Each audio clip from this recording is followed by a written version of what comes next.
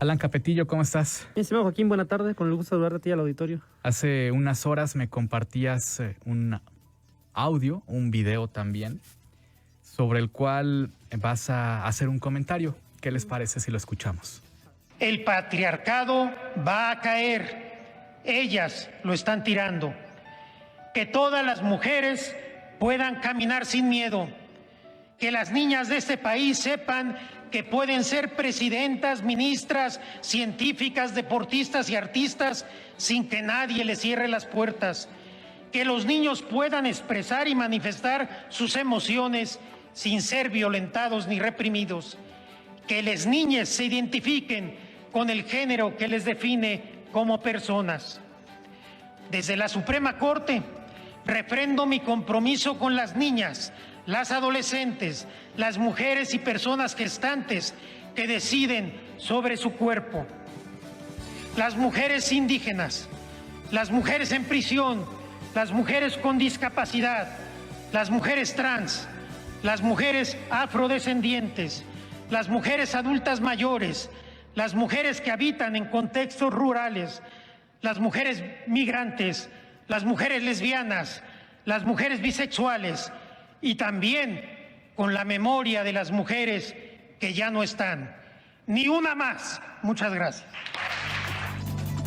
1:23, esto es relevante, primero por el momento, acaba de pasar el 8M, y segundo porque es la voz del ministro presidente de la Suprema Corte de Justicia en México, Arturo Saldívar. Ese es precisamente el tema, ¿no? Que no es un activista, no es una persona que está defendiendo una causa ideológica, que puede o no compartirse en términos además del lenguaje que se utiliza, porque el lenguaje que está utilizando es un lenguaje muy particular, que viene de una ideología, particularmente lo que se denomina la ideología de género. Todos los términos que vemos que utiliza Saldívar, la referencia a esta idea del patriarcado, los niños, las personas gestantes, pues es un lenguaje que podemos o no compartir, que forma parte de un marco ideológico que algunas personas defienden, que un grupo de la sociedad defiende, particularmente los grupos feministas, pero que ya verlo institucionalizado y pontificado y reiterado en voz del ministro presidente de la Suprema Corte de Justicia, pues da mucho en qué pensar, porque finalmente la impartición de justicia no se trata de un tema de adoctrinamiento ideológico.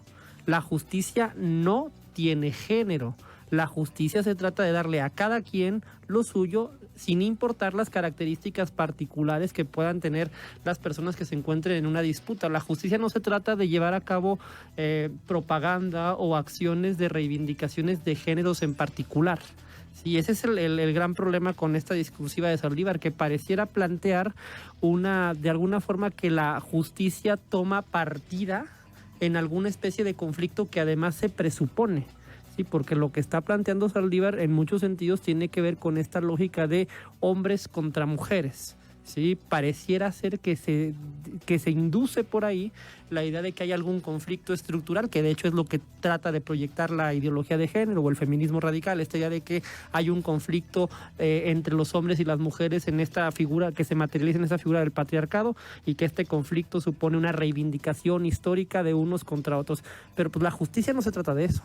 La justicia se trata de ver en cada caso en particular, en cada litigio en concreto, qué elementos hay para determinar que, viendo a todo individuo como una persona, como un ser humano, ¿sí? La justicia no puede tratar de alguna forma de plantear una lógica que presuponga el resultado de sus resoluciones, ¿sí?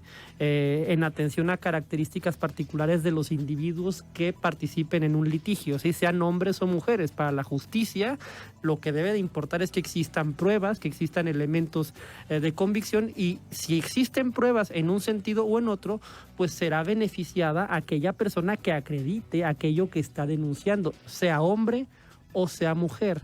El problema de este activismo en la boca del ministro presidente de la Suprema Corte de Justicia de la Nación es que deja en entredicho la neutralidad de la institución judicial y el activismo ideológico del mismo. Pero ¿no es esa una interpretación, Alan?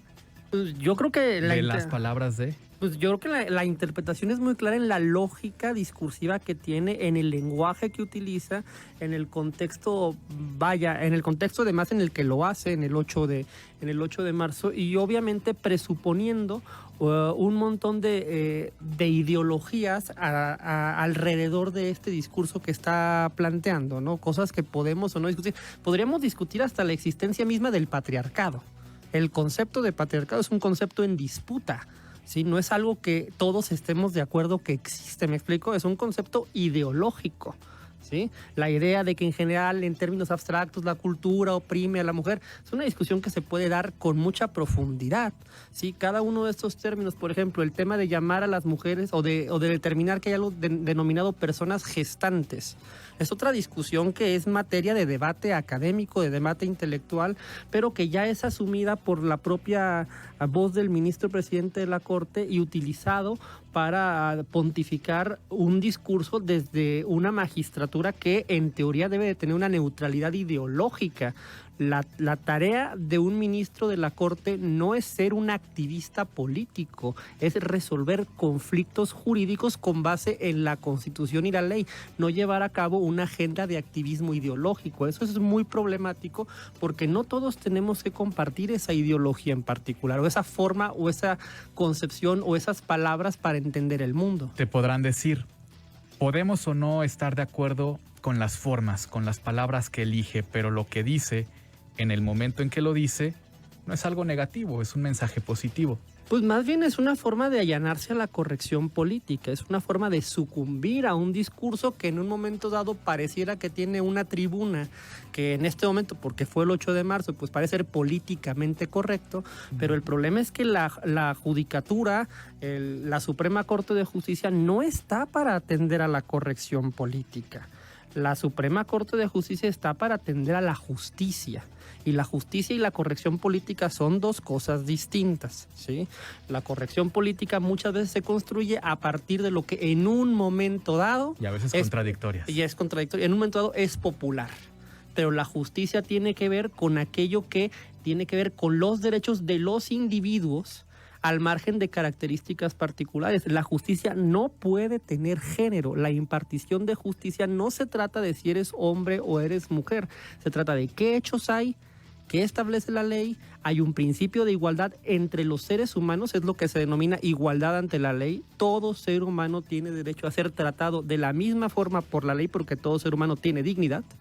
Y no hay dignidades diferenciadas, ni hay víctimas o victimarios de primera y de segunda. Si eres hombre o eres mujer, ante la ley, ante la justicia, debes de recibir el mismo trato y las mismas garantías. Y lo que no se puede admitir, en mi opinión, es que desde la cabeza del Poder Judicial se dé una línea ideológica que se puede o no compartir. Esto se llama ideología de género finalmente, que termina por repercutir en todo el ámbito judicial. Porque obviamente si todos los jueces escuchan al ministro presidente de la Corte enunciar estos criterios con estos términos, en esta lógica ideológica... Es una guía. Pues en muchos sentidos puede ser una guía para de alguna forma sesgar la justicia, que es lo que luego le llaman en muchos sentidos perspectiva de género, donde ya no vemos qué hechos hay en un expediente, sino lo que vemos es quién demanda, si un hombre o una mujer.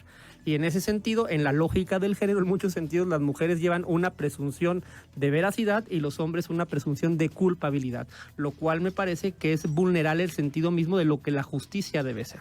Otra cosa, ¿esto es congruente con el discurso histórico de Saldívar o simplemente habrá sido el momento? Yo creo que Saldívar ha mudado en muchos sentidos su discurso a lo largo de los últimos años. A mí me tiene sorprendido contra lo que la idea que yo tenía de él hace algunos años, de alguna forma como un ministro, de alguna forma comprometido con la ley, con la Constitución, pero últimamente se ha vuelto en muchos sentidos un activista político, tanto de estos temas como de otros que tienen que ver particularmente con la 4T. A mí me parece que no es sano un protagonismo de esta naturaleza por parte de un ministro presidente de la Corte, porque el ministro presidente de la Corte, como todo órgano jurisdiccional, está para resolver controversias desde una posición de neutralidad, no desde una posición de activismo ideológico en función de una de las posiciones que se puede o no compartir. Porque el problema es que si empezamos a ideologizar la justicia, si la justicia ya no se trata de unas reglas de igual trato y de una perspectiva de neutralidad, pues el problema es que vamos a generar muchas injusticias porque vamos a estar discriminando a las personas en atención a sus características particulares. Y si una persona es hombre, tiene menos derechos que si es una mujer, y si es una mujer, tiene menos derechos que es una mujer que si eres una mujer transexual, o si eres una mujer negra y transexual, tienes más derechos que todos los anteriores, ¿me explico? O la ley te da unas presunciones a tu favor que no tendrías si no eres parte de uno de estos grupos victimizados. Pero es que la justicia no se trata de eso. La justicia no se trata de ver con esta perspectiva identitaria que también se le llama interseccional. Se trata de ver a cada ser humano como ser humano con la misma dignidad y los mismos derechos y sin una lógica ideológica que en términos académicos y de discurso político podrá tener algún sentido, pero que a la hora de juzgar un caso en particular es inaceptable que a una persona se le discrimine por tener una característica u otra, por ser hombre, por ser mujer, por ser trans, por pertenecer a un grupo LGTB. Eso no es aceptable que desde el aparato judicial se pontifique un trato diferenciado en atención a características de los individuos. Finalmente, Alan, ¿son hasta ahora solo palabras de una persona que representa una institución o ya hay resoluciones de la institución que obviamente tienen de efectos hecho yo creo que ya reales? hay muchas resoluciones. Ya cada vez más es más común ver esta llamada perspectiva de género en los tribunales, en las sentencias de los tribunales. Una perspectiva que por otro lado es muy discutible en términos académicos. Los académicos no están de acuerdo necesariamente todos en este sentido, pero es una lógica discursiva política que se ha construido a partir obviamente de la hegemonía pública que en algún momento en los últimos años ha adquirido corrientes como el feminismo, pero que es materia de discusión, ¿sí? Porque lo que están planteando es romper principios jurídicos básicos como la igualdad ante la ley, como la presunción de inocencia en el caso de los crímenes de naturaleza sexual, que hay que pensar con mucho cuidado si esto qué es lo que queremos. Si es lo que queremos es que ya no nos traten como seres humanos por el simple hecho de ser seres humanos con la misma dignidad y los mismos derechos, o queremos que la ley y la justicia nos trate de forma diferenciada en atención a características que podamos o no tener, al color de nuestra piel, a nuestras preferencias sexuales, a nuestro sexo. Me parece que todo esto es materia de discusión. Cuando el ministro Saldívar habla de que los niños puedan tener, expresar sus sentimientos, seguramente a lo que se está refiriéndose a las llamadas infancias trans, otro tema materia de discusión, ¿me explico? O sea, está, en muchos sentidos, la Corte está tomando una posición de activismo judicial que en mi opinión es inaceptable porque la Corte no está para legislar ni para imponer desde su autoridad jurisdiccional una única ideología. Y si no es legal, es social, ¿no? Ahí está lo del cantante.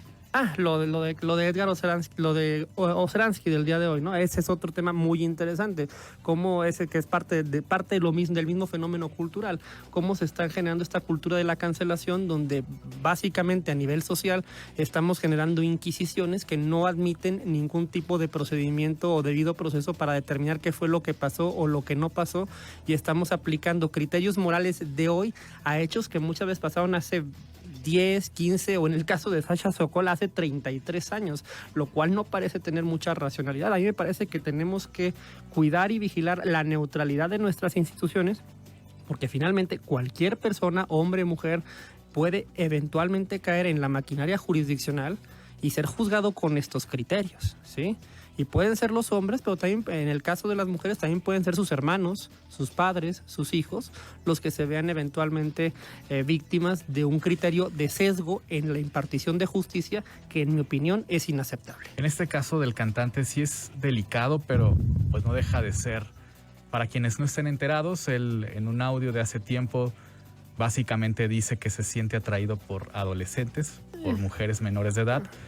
Pero no se sabe si es una broma. Pues parece que es una broma en medio de un concierto. Que también si hay una denuncia. Hay que tener mucho cuidado con este tema de la cancelación cultural porque se prenden histerias colectivas, se destruye la vida de las personas y luego no sabemos realmente qué fue lo que pasó. Ni hubo un procedimiento, ni se desahogaron pruebas y muchas veces formalmente ni siquiera hubo una acusación. ¿Sí? Bueno. Ese es un gran problema. Alan Capetillo, muchas gracias. Mi estimado Joaquín, buena tarde. Él es comentarista en Buenas Tardes, Aguascalientes, 1:36.